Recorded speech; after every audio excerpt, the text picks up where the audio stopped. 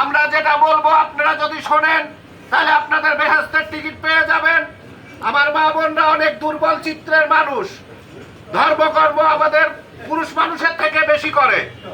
তাদের এই ধর্মের ভয় দেখিয়ে আগামী দিনে আমাদের যে প্রধান প্রতিদ্বন্দ্বী তারই পাল্লার লোকজন, কিছু লোক মহিলা লেলিয়ে দিয়ে তাদেরকে এবং গরিব কিছু মানুষদেরকে, যারা ভ্যান চালায়, যারা শ্রমিক, যারা দিনমজুর, তাদেরকে ধর্মের ভয় দেখিয়ে তারই পাল্লায় ভোট দিলে নাকি বেহেশতের টিকিট পাওয়া যাবে, এই সবক দিচ্ছে।